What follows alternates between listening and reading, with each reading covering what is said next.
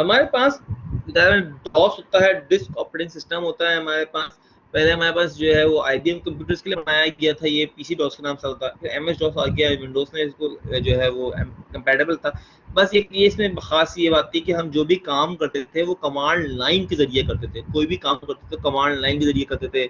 हम सी लिखते थे तो सी ड्राइव पे चले जाओ, कॉपी कॉपी कमांड करती थी। हर काम कमांड लिख लिख के बताना पड़ता था, ये करो, ये हो करो, ये करो, ये करो।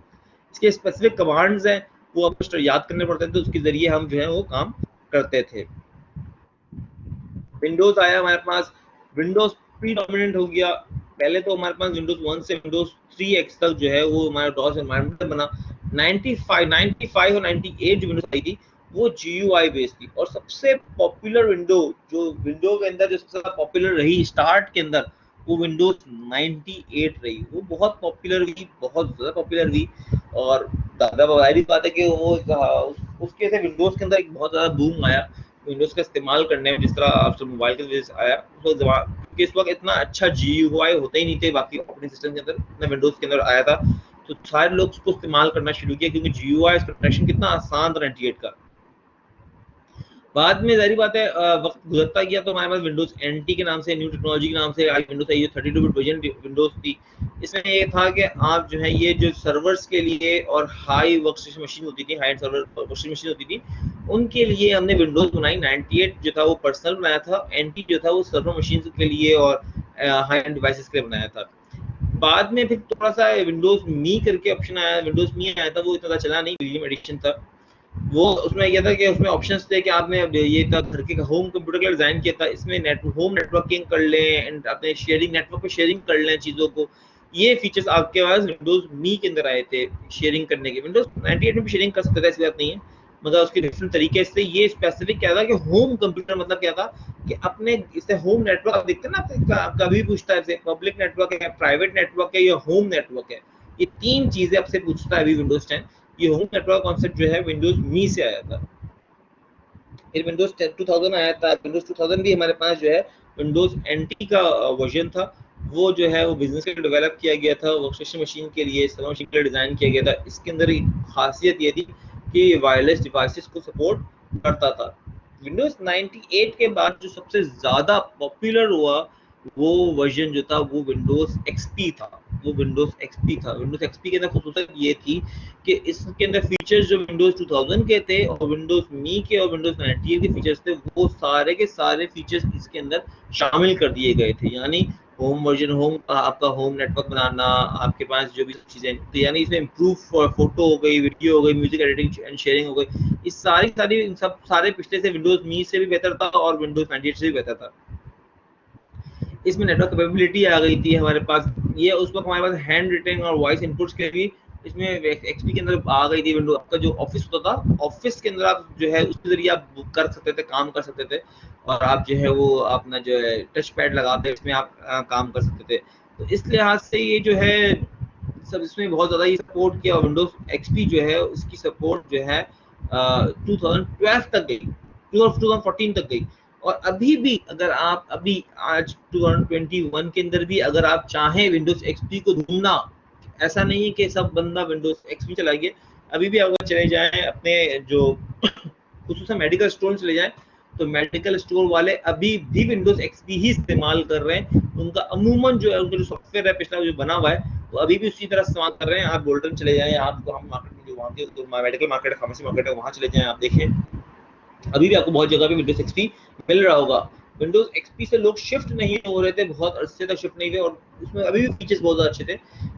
तो क्योंकि उसमें रिस्ट्रिक्शंस कम थी, चीज़ें कम थी, अलबत्ता वायरस प्रो था, वायरस आ गया था तो क्रैश हो जाता था। विंडोज 7 जो था वो बहुत अच्छा था इसमें वायरस के मुकाबले में। विंडोज XP को रिप्लेस करने के लिए बनाया था विंडोज विस्टा, जो कि फ्लॉप हुआ। इसमें हमारे पास एरियल विजुअल वो था, इंटरफेस था, यानी आप अगर टैब दबाए, ऑल्टर और टैब दबाए तो हमारे पास एक डिफरेंट किस्म की एरियल शेप आया था। ट्रांसपेरेंसी इसमें आ गई, ट्रांसपेरेंसी आपको बार हो गया, ट्रांसपेरेंसी का जो टॉप बार हो गया, वो सब चीज़ें जो है वो हमारे पास इस तरह की आना शुरू हो गई।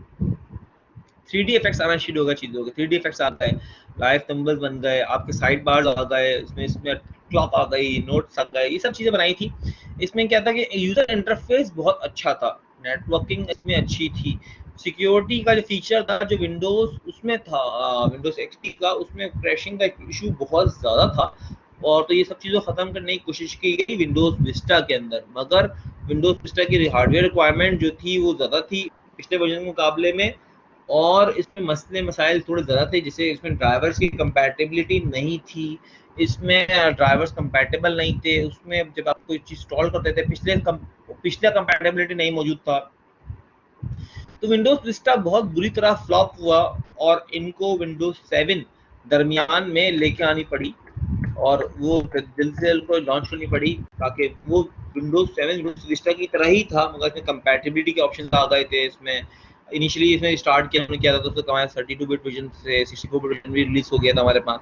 तो हमारे पास इसमें बहुत सारे विंडोज 7, उसके बाद विंडोज एक्सपी के बाद सबसे ज़्यादा पॉपुलर 98 के बाद एक्सपी की थी, एक्सपी के बाद सबसे ज़्यादा पॉपुलर पर्सनल कंप्यूटर्स में बात कर रहा हूँ मैं, इसमें यह है कि हमारे पास विंडोज 7 आया, विंडोज 7 बहुत पॉपुलर हुआ, और अभी तक विंडोज 10 और विंडोज 7 की अगर आप रेशियो देख लें इंटरनेट पे, अगर आप सर्च करें कि विंडोज 7 के यूजर्स अभी भी कितने हैं, तो वो भी आपको पता लग जाएगा कि विंडोज उसमें कोई स्टैटिस्टिक्स मौजूद होगी इंटरनेट के ऊपर कि,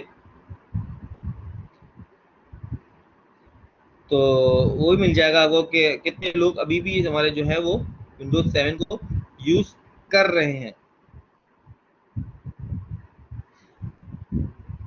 फिर हमारे पास विंडोज 7 कुछ खास बातें ये थी कि हमारे पास स्टार्टअप फास्टर हो गया था। इसमें पिछले आपका इसमें एक और बड़ा सबसे बड़ा खुसूसन इसमें ये थी, याद रखिएगा, सबसे खुसूसन ये थी कि कंपैटिबिलिटी का इसमें बहुत ज़बरदस्त था, कंपैटिबल बहुत था ये इसमें आपका जो डिवाइसेस की जो कंपैटिबिलिटी थी, और इवन प्रोग्राम्स जो थे जो कि विंडोज एक्सपी के वर्जन में रन होते थे, उसके अंदर ये ऑप्शन है कि ट्रबल शूट में जाके आप, या उसकी कंपैटिबिलिटी मोड में जाकर आप इसके अंदर सेलेक्ट कर लें कि मैं ये प्रोग्राम को पिछले कौन सी विंडो में रन करना चाहता हूँ, वो सारी विंडोज की लिस्ट वहाँ पे आती थी। तो मैं इस विंडो में रन करना चाहता हूँ, तो वो उस विंडोज के एनवायरनमेंट की तरह, उसकी जो रिक्वायरमेंट थी उसकी तरह वो रन कर लेता था, तो प्रोग्राम चल जाता था। जो विंडोज 7 बाय डिफॉल्ट चल रहा था, कंपैटिबिलिटी की वजह से वो चल जाता था।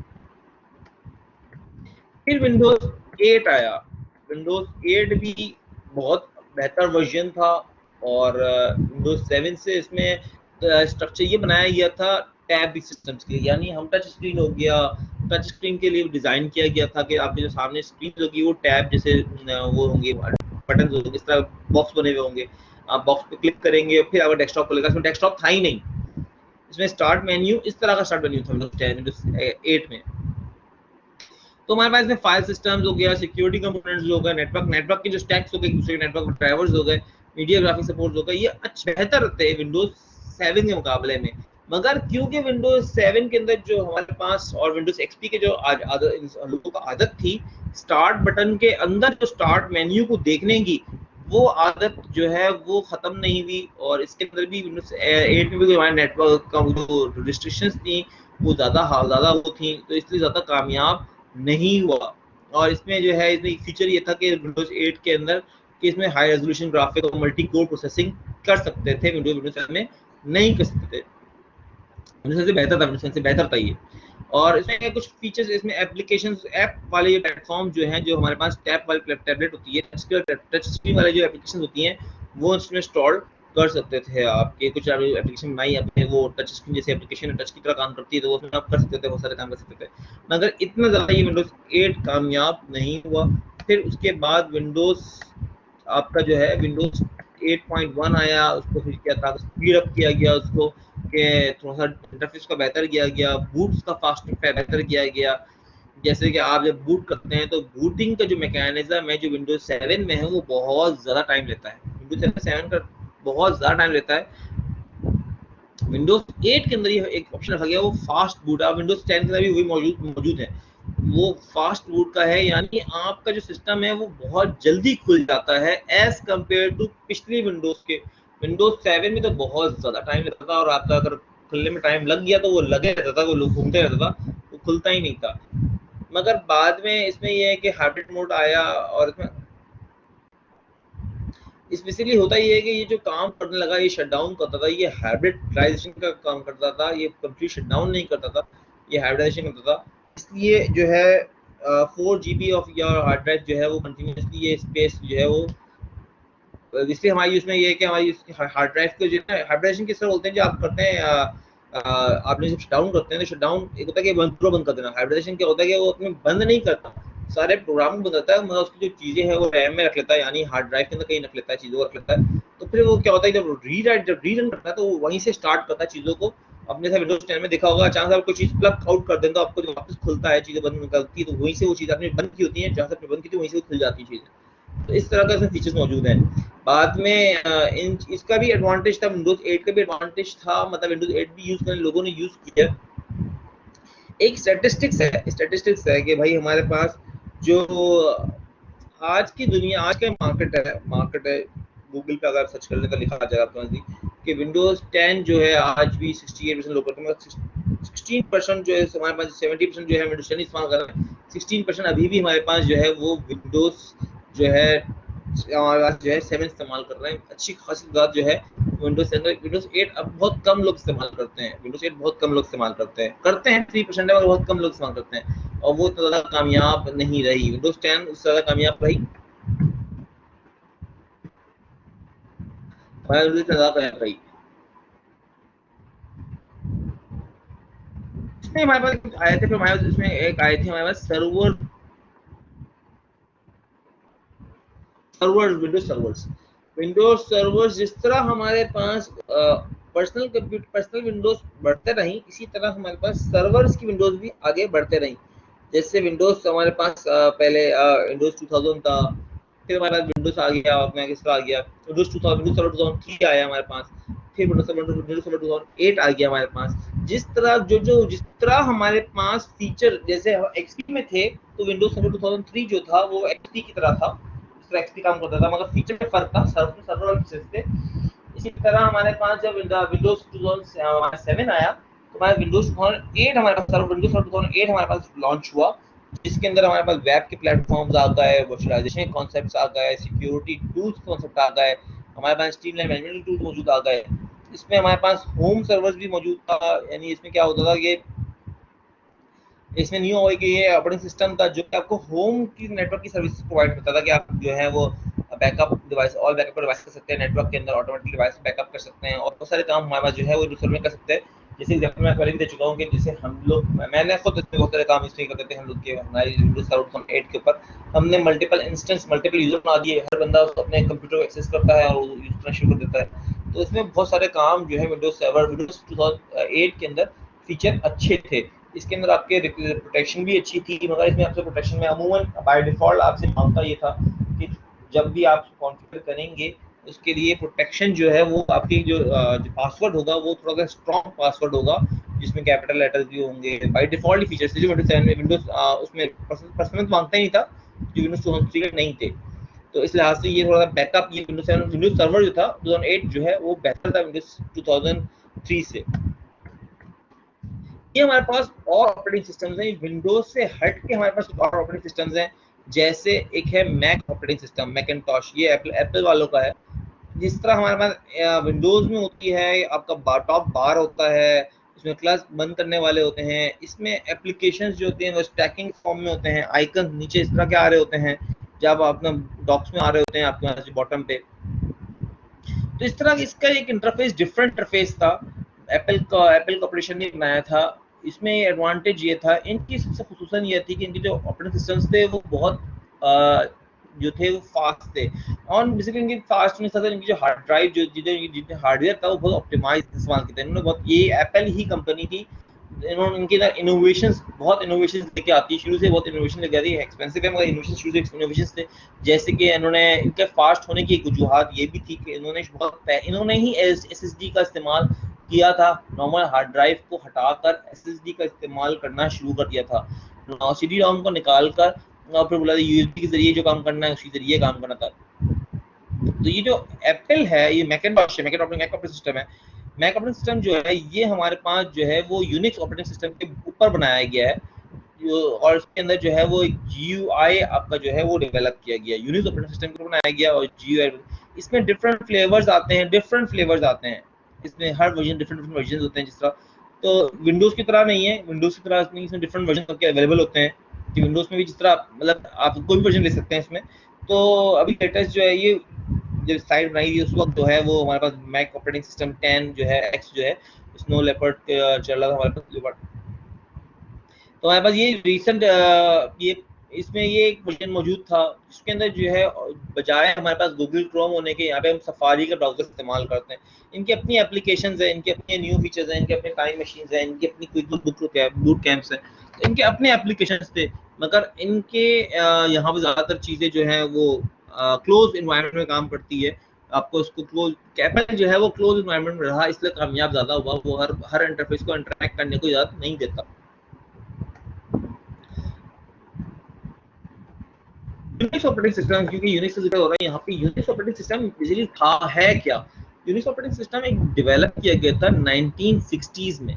1960s के अंदर हमने यूनिक ऑपरेटिंग सिस्टम डेवलप किया था और ये मिड रेंज सर्वर्स के लिए, मल्टीटास्किंग करने के लिए, मल्टी यूजर्स को अलाउ करने के लिए इसलिए बनाया गया था। ये इसको हैंडल करने के लिए आपके पास बहुत ज़्यादा टेक्निकल नॉलेज होनी चाहिए थी, क्योंकि इसका जो इंटरफेस था वो GUI बेस्ड नहीं था। ये जो था ये आपका जो है ये कमांड लाइन था, इसको इंस्टॉल करना भी मुश्किल काम है, मैनेज करना भी और मेंटेन करना भी मुश्किल काम था। तो पहले हमारे पास यूनिक्स ऑपरेटिंग सिस्टम होते थे, बाद में ये जो group of similar operating system थे बेस्ड ऑन यूनिक्स, उनको हमने यूनिक्स कहना शुरू कर दिया। जो बिल्कुल जो यूनिक्स के ऊपर बनाए गए थे वो मिलते जुलते सारे जो इसमें विंडोज ऑपरेटिंग सिस्टम थे वो यूनिक्स पे बनना शुरू हो गए। जो सिंगल यूनिक्स स्पेसिफिकेशन बोलते हैं स्टैंडर्ड यूनिक्स एनवायरनमेंट, क्योंकि यूनिक्स एनवायरनमेंट के अंदर आप कोई भी काम कर रहे हो तो वो सिंगल यूनिक्स स्पेसिफिकेशन कहलाता है। यूनिक्स ही से मैक भी और यूनिक्स ही से भी आपका लिनक्स भी यूनिक्स ही का फ्लेवर है, यूनिक्स ही का फ्लेवर है, यूनिक्स ही की बुनियाद पर बनाया गया है।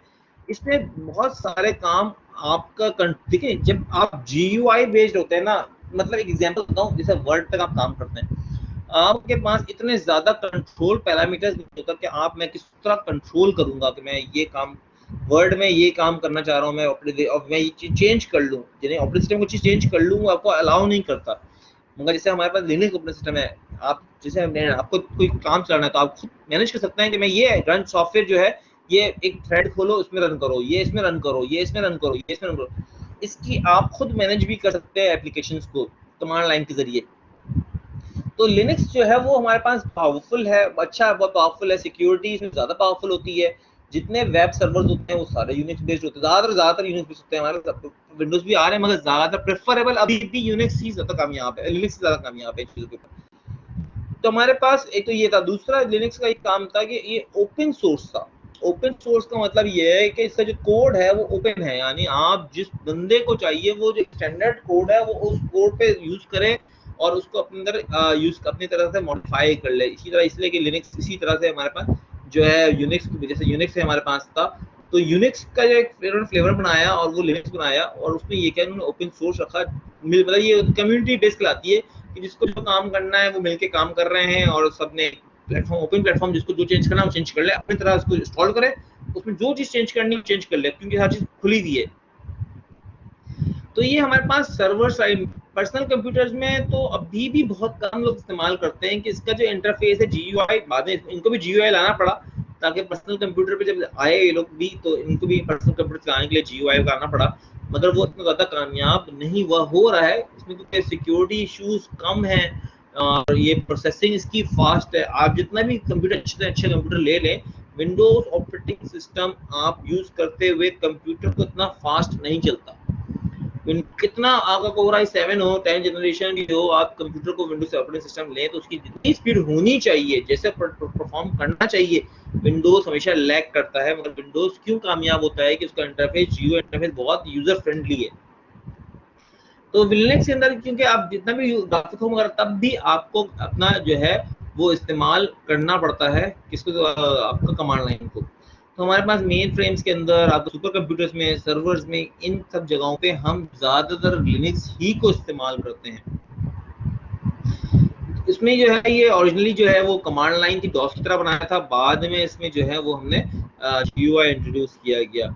इसको बहुत सारी बड़ी बड़ी कंपनीज की सपोर्ट है लिनक्स को, HP की, IBM की, सन की, नोवेल की, बहुत सारी सपोर्ट्स है। और ये जो है क्योंकि जब आपने ये ओपन सोर्स सॉफ्टवेयर पैदा कर दिया, इसमें कोई चीज चेंज करते हैं तो फिर वो उस फ्लेवर को आपको परचेज करना पड़ता है। किसी कंपनी ने कोई चीज चेंज की तो या तो उसने फ्री रखा होगा या तो उसको वो परचेज करना पड़ेगा। उसकी कॉस्ट जो है वो मैक से और विंडोज से बहुत कम है, जिस अगर इसमें कुछ चेंज हुई तो, वरना बेसिक लेयर सबके लिए फ्री है।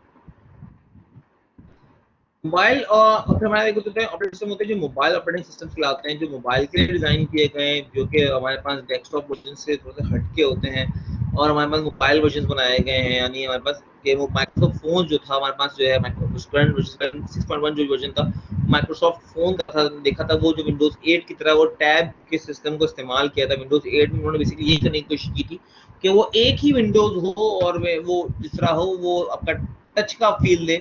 जो Windows operating system Microsoft phone से या Microsoft Windows mobile operating system था, वो इतना ज़्यादा कामयाब नहीं हुआ। उसकी जगह पे सबसे ज़्यादा कामयाब जो हुआ वो लिनक्स बेस्ड ऑपरेटिंग सिस्टम हुआ, वो एंड्रॉयड हुआ। देखिए, जब भी कोई चीज़ एंड्रॉयड, जो भी चीज़ आपकी ओपन सोर्स होती है, जो चीज़ ओपन सोर्स होती है वो ज़्यादा, अगर वो अच्छी हो, अगर ओपन सोर्स हो और कम्युनिटी बेस्ड, मतलब अच्छी कम्युनिटी बेस्ड हो, उसमें काम ज़्यादा हो रहा हो, तो उस स्पीड, उसकी ग्रोइंग स्पीड सबसे ज़्यादा होती है as compare to close environment के। जो क्योंकि आपको वो फ्री पूरा कोड मिल जाता है, आप उसको कहीं से कोड ले सकते हैं उसका, उस पर फिर अपनी मॉडिफिकेशन कर सकते हैं। तो इसीलिए एंड्रॉयड जो था एक ओपन सोर्स था, उसमें इंस्टॉलेशन के चार्जेस आप देखें तो उसमें इंस्टॉलेशन एप्स जो है वो चार्जेस कम थी। अच्छा, क्या ओपन सोर्स ही सबसे अच्छा होता है? नहीं, जरूरी नहीं है, क्योंकि मसाइल क्या होते हैं कम्युनिटी बेस्ड के अंदर, चेक एंड बैलेंस कम होता है। अब देखिए, अब किसी ने अगर आईफोन इस्तेमाल किया तो उसकी एप्लीकेशंस को डेवलप करने का, डेवलपर कोई हो आप में से पता होगा कि एप्लीकेशन डेवलप करना आईफोन के करने के बाद उनके कितने मुश्किल रन चेक्स होते हैं कि हाँ ये इसमें यूं होगा, यूं चलेगा, ये एरर तो नहीं आएगा, ये तो होगा, ये होगा, वो होगा, बहुत सारे होते हैं। ये गूगल प्ले स्टोर पे इसको प्लेस करना एज कम्पेयर टू बहुत आसान है। उसमें एरर्स भी आते हैं, मसले मसाइल भी आते हैं। एंड्रॉइड्स के अंदर ये मसले मसाइल इसलिए आते हैं कि चेक एंड बैलेंस कम होता है, कम्युनिटी बेस्ड है। मगर वो गूगल वाले जो हैं वो चार्ज तो करते हैं प्ले स्टोर के, मगर उसमें क्योंकि वो चेक एंड बैलेंस नहीं रखते ज़्यादा, वो चेक एंड बैलेंस नहीं करते, जिसको चाहिए वो सॉल्व करते, बाद में जो है वो कमेंट की बुनियाद पर वो खुद ही फैसला लोग करते हैं कि ये अच्छा है या बुरा है। अगर अभी भी मैंने देखा कि बहुत सारी एप्लीकेशन ऐसी हैं उसमें कमेंट अच्छे करवा देते हैं, वो कंपनी खुद जो है फेक कमेंट्स करवा देती होंगी, और उसके बाद जो है हम उसको इंस्टॉल करते हैं तो उसकी तरह जो काम होना चाहिए वो नहीं होता जो कंपनी दिखा देती है। हमारे पास एम्बेडेड सिस्टम्स के अंदर जैसे हमारे पास हो गया कैश रजिस्टर्स हो गए, जीपीएस डिवाइसेस हो गई, एटीएम हो गए, मेडिकल डिवाइसेस हो गए, रोबोट्स हो गए, इन सब के अंदर हमारे पास special type of operating system होता है, उसको बोलते हैं एम्बेडेड ऑपरेटिंग सिस्टम। ये विंडोज का भी अपना एम्बेडेड ऑपरेटिंग सिस्टम आता है। विंडोज में अब आईओटी का ऑपरेटिंग सिस्टम आ गया है। विंडोज में बहुत सारे अलग अलग ऑपरेटिंग सिस्टम बना दिए हैं इन्होंने भी अपने तो इस तरह ये इस्तेमाल होते हैं, आप उसको इस्तेमाल करें। माइक्रोसॉफ्ट जो ऑटोमोटिव वाले हैं, माइक्रोसॉफ्ट ऑटोज जो है वो ऑपरेटिंग सिस्टम इस्तेमाल करते हैं कार्स को हैंडल करने के लिए, फोर्ड सिंक्रोनाइजेशन इस्तेमाल होती है। मतलब ये बताने का सही आपको ये है कि हमने जो है डिफरेंट ऑपरेटिंग सिस्टम्स आ गए, जरूरी नहीं है यही काम करे। जैसे Windows operating system embedded device है, मानते हैं, मगर अभी भी आप अगर रास्पबेरी पाई खोल लें तो इसमें लिनक्स चलता है, अगर आप सिमेंस खोल लें तो लिनक्स चलता है। लिनक्स ज़्यादा कामयाब है, लिनक्स ज़्यादा कामयाब है, लिनक्स के यूजर्स ज़्यादा हैं। अब तो ज़ाहिर बात है और एंड्रॉइड पे अगर आ गए, एंड्रॉइड कंपैरिजन करेंगे तो लिनक्स यूजर ज़्यादा होते हैं विंडोज से, और विंडोज आस्ते आस्ते कम्पीट तो कर रहा है, विंडोज ने कंपटीशन तो कर रहा है उसके साथ, मगर लिनक्स ज़्यादा पावरफुल है विंडोज के मुकाबले में। हमारे पास डिफरेंट मोबाइल ऑपरेटिंग सिस्टम मौजूद थे, आईफोन ऑपरेटिंग सिस्टम मौजूद है एप्पल वालों का, हमारे पास आईओएस जो कहलाता है, हमारे पास ब्लैकबेरी का अपना ऑपरेटिंग सिस्टम है, पाम डिवाइसेस के लिए अपना ऑपरेटिंग सिस्टम हमारे पास पाम डिवाइसेस के लिए डिजाइन किए गए थे। सिम्बियन जो है नोकिया वालों के सिम्बियंस थे, और एम्बेडेड लिनक्स डिवाइसेस जैसे जो डिवाइस जो है वो हमारे मोबाइल फोन्स के अंदर एंड्रॉइड हो गया, जीपीएस डिवाइसेस के अंदर या अदर मोबाइल डिवाइसेस के अंदर हमने ये ऑपरेटिंग सिस्टम इस्तेमाल किए। डिफरेंट डिफरेंट ऑपरेटिंग सिस्टम से मगर जो सबसे ज़्यादा कामयाब है वो आईफोन का आईओएस है, और एंड्रॉइड ज़्यादातर कामयाब यही दो ही है। बाकी सारे ऑपरेटिंग सिस्टम्स जो हैं वो अब जो है वक्तन वक्तन वो खत्म होते जा रहे हैं, उसके बहुत आउटडेटेड हो गए हैं। इतना हमारे पास लार्जेस्ट कंप्यूटर सिस्टम्स के लिए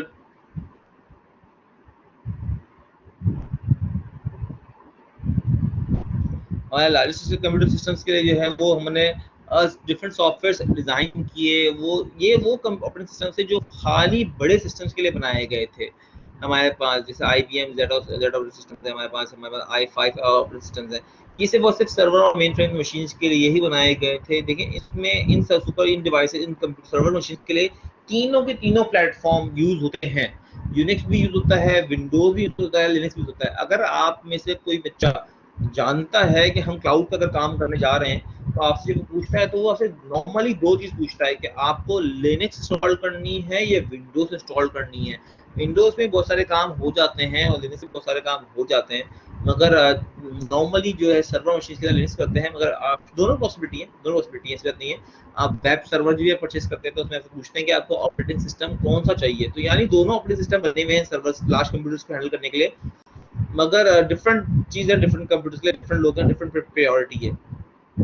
ज्यादातर लोग जो हैं वो लिनक्स को इंस्टॉल करते हैं, ज्यादातर लोग जो है वो लिनक्स को इंस्टॉल करते हैं।